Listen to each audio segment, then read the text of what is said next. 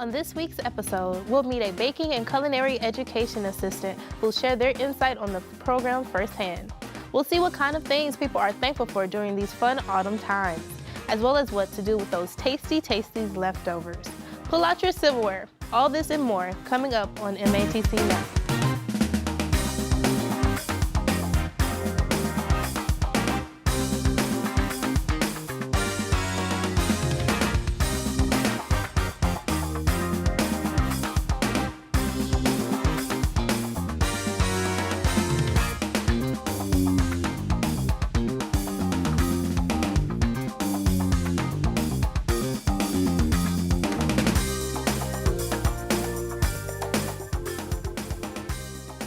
To this week's episode of MATC Now.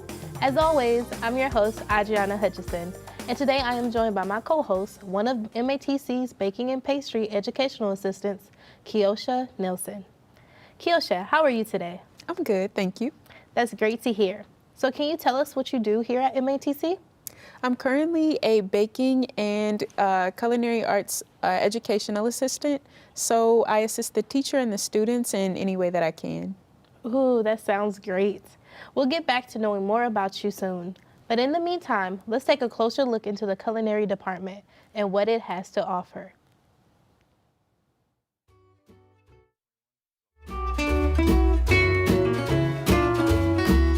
MATC offers tons of different programs that prepare you for a bright future, and one important one is the culinary field.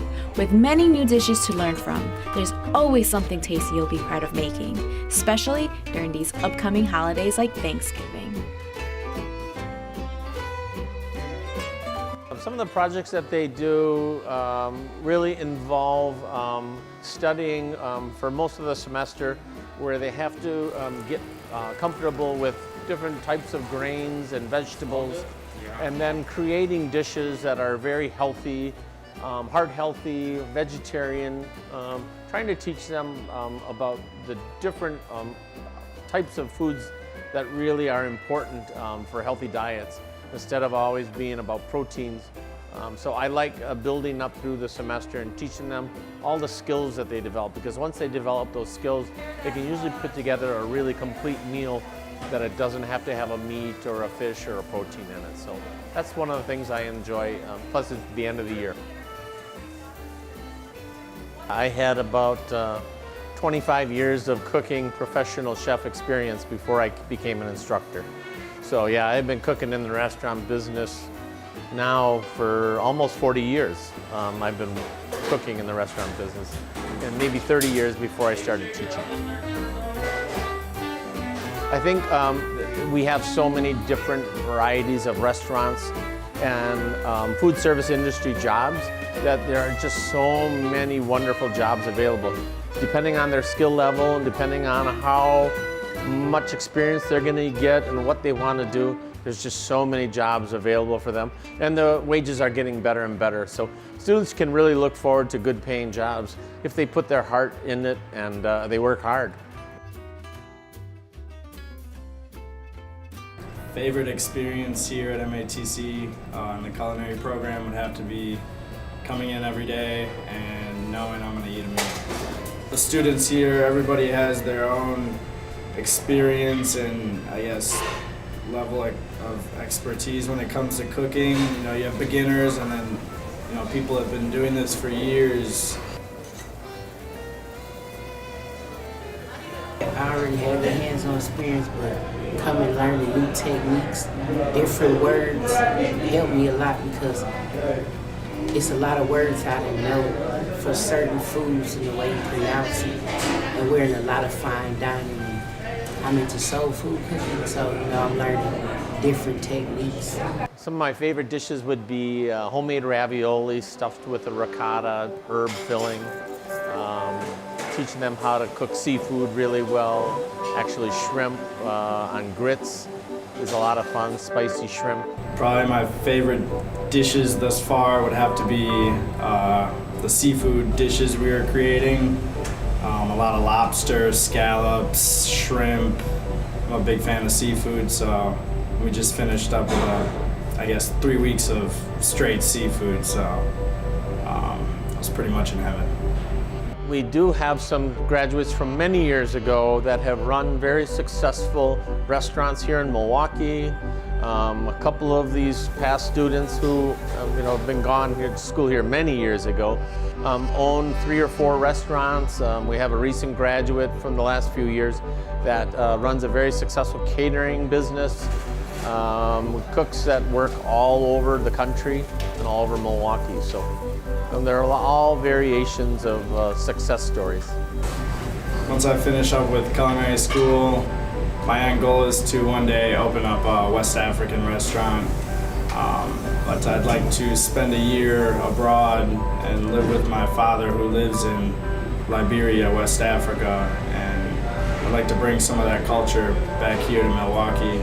A lot of these instructors have been doing this for years and years, so they have the experience, they have the network and the connections within the community to really help you as a student succeed in the culinary industry.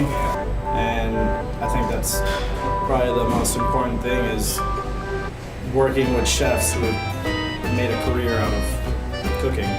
Cooking is fun, and it's really a great life skill. And you can take this skill with you wherever you go. You can get work anywhere that you want. But it's just a phenomenal skill that they never stop learning. If you're interested in something, just go for it. I didn't know I was going to go back to school for a culinary degree, but I think there's a big difference in cooking from home and cooking in a restaurant, and I think that the culinary program really sets you up for success in the culinary industry. You gotta put all the time and effort in and get to class and do your work, stuff like that. It's up to you to do it. But MATC offer it to you to be able to do it. It's the people that are ready for this that are really the ones that are the most successful. The culinary program is located in the downtown campus in the M building, so don't hesitate to check it out. You'll never know all the deliciousness you'll be able to experience.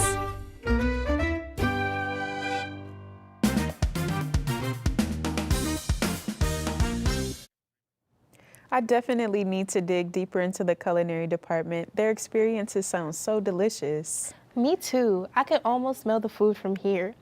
I actually had some questions for you about your field. What do you say, Keosha? That sounds good. Okay. What exactly is your role within the baking program? I am currently an educational assistant, but for the most part, when I'm not assisting students and the instructor, I also run the 6th Street bakery. It's down on the 1st floor in the M building. Oh my God, that sounds great. Okay, what makes your department different from similar ones at other colleges? I would say that we really take our time with our students. We teach them modern techniques. We try to keep them in the know as far as the things that are going on in the current field. So when they do get out there, it's not a surprise. So you keep up to date with stuff that happens outside. Yes. That's great. What kind of things do you enjoy about coming in each day? I love to see the students. They always seem, for the most part, pretty eager to learn, even though it is kind of early. They're pretty happy to be there. Oh, wow. Where do you see yourself after assisting MATC? I would love to dive deeper into my vending career at the farmers markets. So if you go to any of the local farmers markets, you might see me there. Oh, that's, I can't wait to taste some of your food. Is your program as difficult as it looks? It can be. Things are not always easy, especially things like working with chocolate. It's not the easiest, but it's nice. Have you made any close friends within your program? I have. I actually still keep in contact with some of the people that I graduated with about 3 years ago. So it's nice. I think that's amazing to make like connections and still keep them after so many years. Definitely. What is your favorite thing about being an assistant? I do like that I get the firsthand knowledge because I would like to be an instructor as well as do the farmers markets. So it's nice to get that up close feel of what it's like to be an instructor.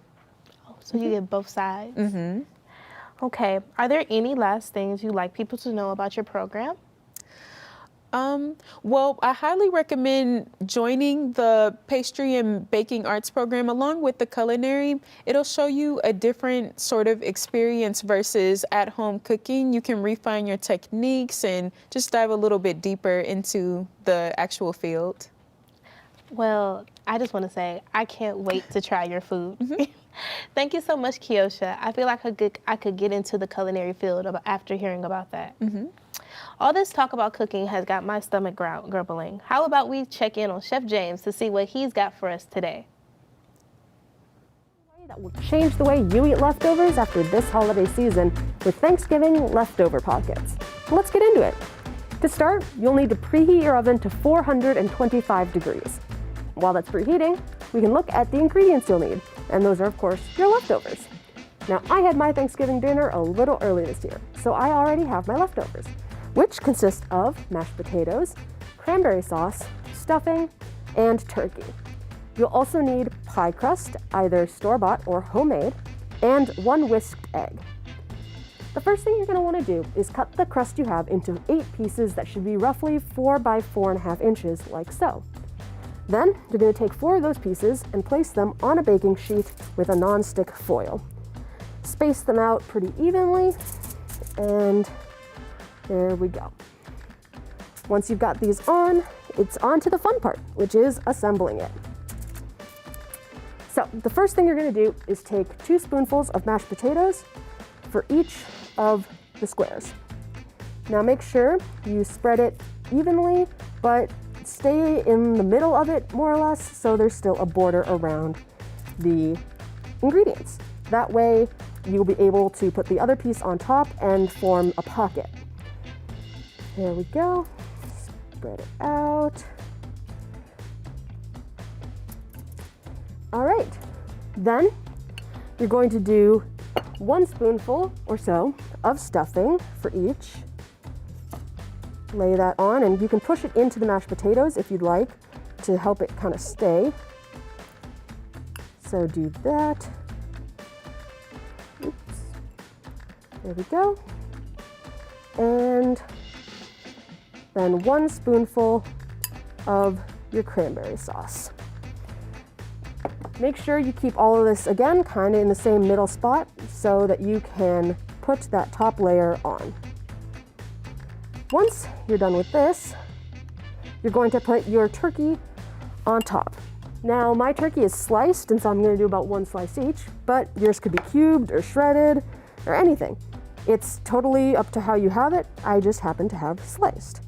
Now, if you need, you can tear it in half to sort of make it fit a little later, and there we go. All right, once all of this is in place, you're going to grab your other pie crusts. Now what you're going to need to do is place these on top. Now be gentle with this step because you kind of have to stretch them to get them on top of everything. But don't worry if it rips. I'm hoping it doesn't, but if it does, we have extra pie crust because when you're cutting it, there should have been like excess scraps and bits that you can use for exactly this purpose. You can just patch up any tears because double pie crust is better than none. Now, we need to make sure it all stays together by taking a fork and crimping the edges. Now that's taking this fork and periodically and evenly squishing down the edges together so it seals. Now, what's great about this recipe is that you can put almost anything in here. So if you don't like the ingredients I'm using or you don't have them from your Thanksgiving, then you can switch them out for ones you enjoy or do have. And it doesn't even have to be Thanksgiving when you make them. It's just a great time to have and use leftovers. So you're gonna get this all pushed together like so.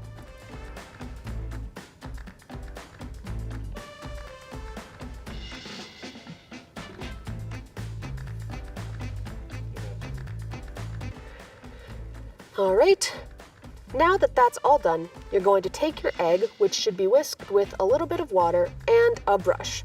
Now, if you don't have a brush like this, that's totally fine. You can honestly just take some paper towel and fold it up and use that and deep brush the egg over the top, and that works just fine. I've done it before. You're gonna brush that egg over the top so you can make sure that it has a nice golden brown look once it bakes. Then, once you're done with that, we're gonna pop them into the oven for about 15 to 20 minutes until they're nice and golden brown on top. Everything in here is already cooked, so it's really about warming it up and cooking the dough. Luckily for us, I made some earlier, so we're able to see the finished product now. And boy, do they smell good. I can't wait to try some with you guys back in the studio.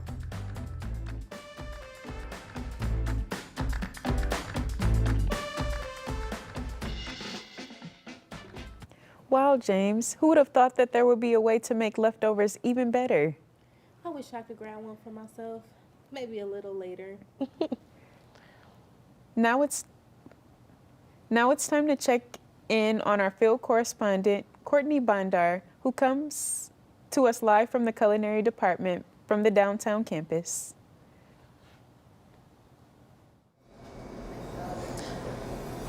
Yes, in the spirit of Thanksgiving, I am here today at Cuisine, where students are actively putting together items for Thanksgiving.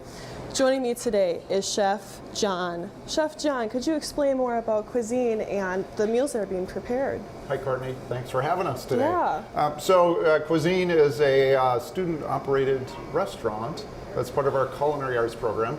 And the students get experience both in the kitchen and the dining room. Mm-hmm. It's intended to get them a management experience as well as organizational experience. They learn, techniques on menu development, and then they also learn about the financial side of it too. Very nice. Could you tell me where it's located? So we are on the first floor of the main building of the MATC downtown campus. Mm-hmm. We're open a couple of days a week to the public for lunch. Really cool. I bet that's an amazing experience for not only students, but also your students here as well. I can't help but notice just all the wonderful food and the smell that's coming from the turkey as well. Could you give me a walkthrough of all the dishes? Sure. So what we did today was we planned out a Thanksgiving meal. Mm-hmm. So, we have everything, including the traditional turkey and all of the fixings. Very nice. Could you explain the process of making the turkey? So what we do with the turkey is we like to brine it to begin with. Okay. And brining is we soak it in a solution of water with some salt and sugar and herbs and spices, and it adds moisture to the bird so that when you roast it, it doesn't dry out on you. And if you've ever been to a Thanksgiving dinner where you've had that dried out turkey breast, oh yeah, brining certainly helps. Wow. And then we of course stuffed it. We have a traditional bread stuffing in there. And then we just rub it with some oil and then roast it about 350 degrees. Mm-hmm. You want to cook it for about 15 minutes, a pound or so. Yeah. Oh, that sounds amazing. So as I was looking through your menu, I noticed your cranberry sauce. You add cinnamon to it. Could you explain what all goes into your cranberry sauce? And a lot of people, they buy it pre-made, but it's pretty simple to make. It's, okay. We're taking the fresh cranberries, mm-hmm. and we have some sugar in there, a little orange, and then the cinnamon, and you just cook that until everything kind of comes together. Mm-hmm. The cranberries sort of get mushy and everything, and then you get that nice sauce there.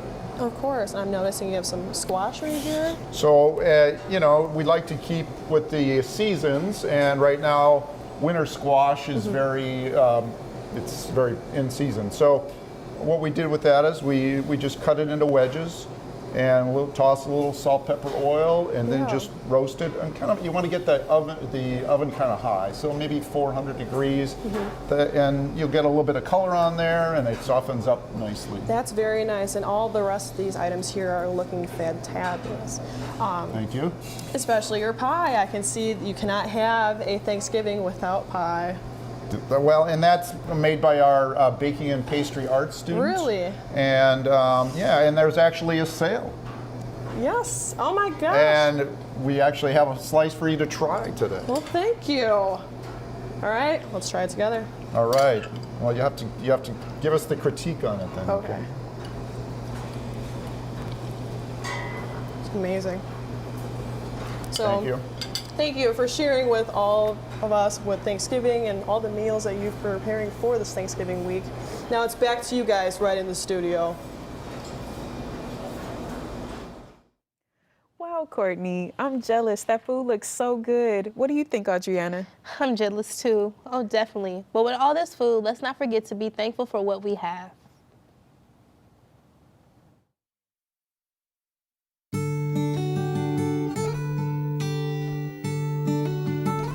Last week, November 17th, MATC's downtown campus had opened up a food pantry that is different from most. MATC had partnered up with Feeding America, starting from an idea to an actual running organization that is helping the community, one student at a time. We have very little limitations. Our goal is to provide food to hungry students. We just want to make sure that you're not choosing between work and your education. So any student that can't afford a meal at any point should feel welcome to stop by. I am actually the new student resource specialist. I got here about a month ago, and my first project was to support the opening of the food pantry. The most exciting part of the food pantry, in my opinion, we work with a class called Food Advocacy. They are learning how to make meals out of food and repurpose it into a meal, and then we can put it in our fridge and hand it out as dinners. We also had some nutrition students come in and make bags for different dietary needs, which we hadn't had before. It's really great to see the involvement of the students on campus and how much they love being here, and that's all I want, a comfortable place for students to come and get food. Students are not only welcome to visit, but our very own culinary students help prepare some of the food in the pantry. Around October, we started food advocacy class, and we started to cook food. We learned that we would be cooking food for the food pantry and providing meals for kids that's unfortunate or need help and just don't have the money to spend at school on the vending machines or anything. We cook it, make something delicious out of it, and the next person can enjoy it. I think it's great. I think this was a great opportunity, a great idea. This is amazing. We snapped with this. This is great. I really think that MATC and Haley did an awesome job with the food pantry starting it. We love to see students, we love to show them around, even if they are not in need of food in one moment, they may be in need of food, in a few months from now. We will definitely be exploring how to get this food out to other campuses as well.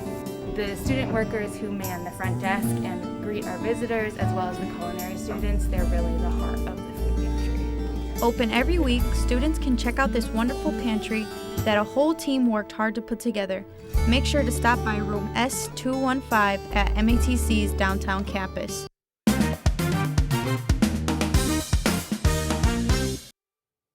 What does Thanksgiving mean to you? Is it family? What about the food?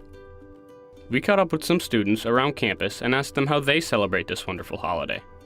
I go with my family, so I have 3 different families. Most of my family's from Mexico, but we usually gather at my family's house on Thanksgiving, so I have all my little cousins, but we just do the typical dinner. The next day we go Black Friday shopping.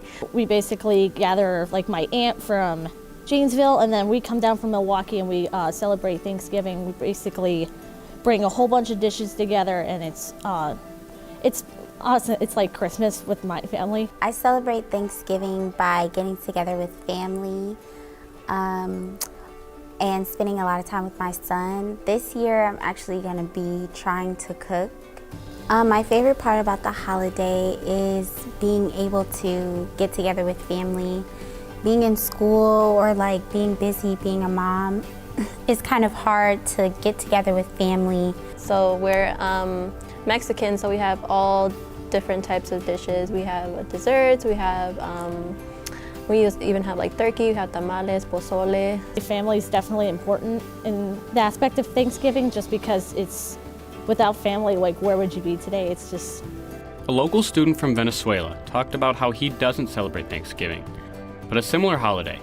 So we used to don't celebrate Thanksgiving over there. call it the Holy Week. It's usually like a week reserved for like religious people, but usually in those days people come over and just visit families and just share between them. It's like a small reunion. Doesn't need to be a big party. Some people, they do actually. Despite their college struggles, these students didn't forget about family. I'm thankful for my son. Definitely my family for one of them. I'm thankful for my parents, of course, because without them I wouldn't be here. I'm thankful for a lot of things, you know, like coming so far from there, or the fact that my family is still alive. I'm thankful for having life. I'm thankful for my friends that I have, especially my one best friend. She's been my best friend since kindergarten, so we're just literally my second sister. Definitely my job, because they're definitely a lot like my family as well, so I'm definitely thankful for them. The most important part would be, I feel like, gift giving. Everybody's thankful for something, but everybody also has a favorite dish that they love to eat on Thanksgiving. My favorite dish is stuffing or dressing. I don't think I have a specific favorite, but if I had to choose one, it'd probably be my aunt's cheesy potatoes. Probably be mashed potatoes. I love mashed potatoes. I could literally eat like a whole freaking plate of mashed potatoes. My dad never lets her into the house unless she has her cheesy potatoes with her in hand, and it's just like, you know. It's good being able to like wake up and, you know, be able to chase your dreams or do whatever you need to do.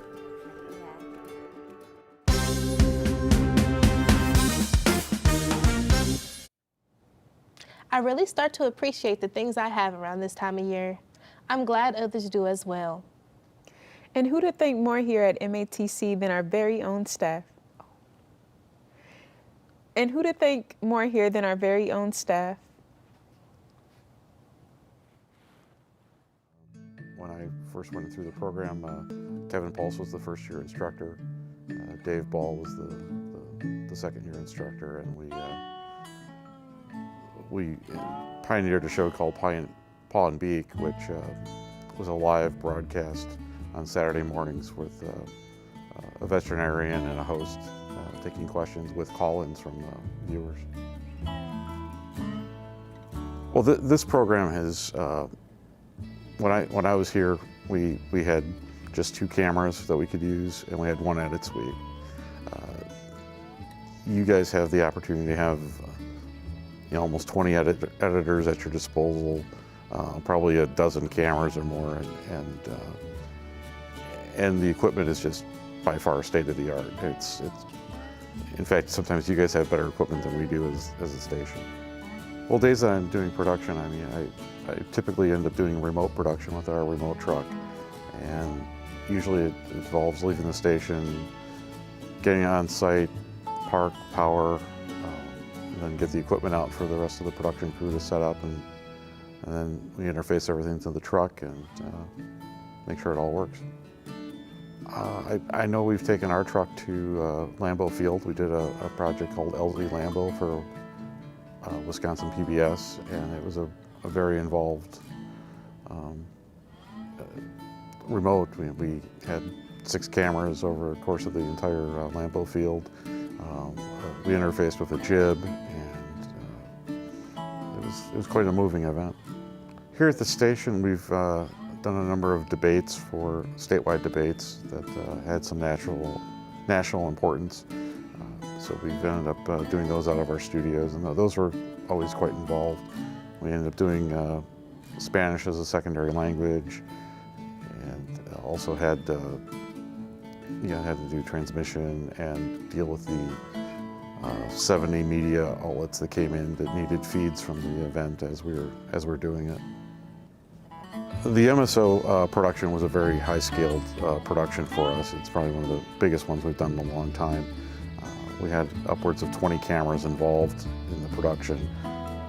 We interfaced with the cameras that the Symphony owned, plus we interfaced with their audio system.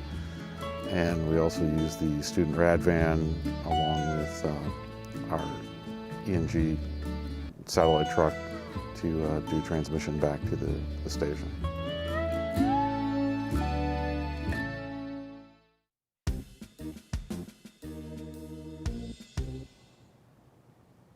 All of the students in the TV program are beyond thankful for all of the staff that help them out every day. So thank you, Dave. Now let's go to Audrianna with the MATC Minute. Have you seen the new Stormers logo? Our latest look will start a new wave of team spirit for MATC. New Stormer merch is coming soon. Keep an eye out for them. You won't regret it. Looking for some family fun? Check out the new Voyage to the Deep exhibit at the Milwaukee Public Museum every day from 10 a.m. to 5 p.m. See for yourself if something lurks below. Want to tickle your funny bone? Check out the comedy open mic at the Preeminent Cafe every Monday, where anyone can fill the crowd with laughter. Feeling generous this time of year? The downtown campus is hosting a toy drive for children of all ages. The last day to help spread cheer with toy donations is November 30th. Hurry up, those kids can't wait forever. Remember that Wednesday, November 24th, is a no student contact day. Feel free to catch up on some projects before school comes back next week, and to spend time with those families of yours. Thanks, Audrianna. Now let's take a look into Zocalo, a food park that gives thanks to the city, community, and giving back to local supporting businesses. And this is another Hidden Gem KE.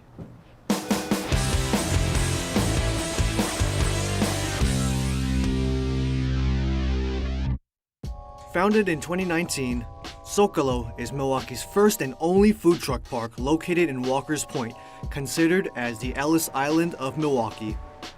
Zocalo, which is a native word for plaza, or a place of gathering, also serves as a reflection of the cultures situated around the neighborhood, highlighting the diverse communities through collaborations and cultural events. They try to be involved as much as possible with the community, hosting celebrations of Independence Days for Latin American countries, live music, and collaborations with local art shows.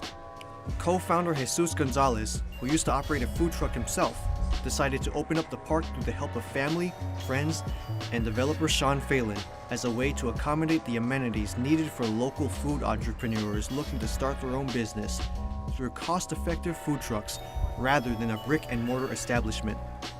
There's a wide variety of food trucks here, including Venezuelan arepas, sushi and ramen, and Mexican tacos. This taco truck in particular being Jesus's own, Mazorca. This truck is the second of the line, with the first being parked around the corner of 1st and Pittsburgh Avenue before the founding of Zocalo. That's it for this episode of Hidden Gem KE. This is Rex, signing off.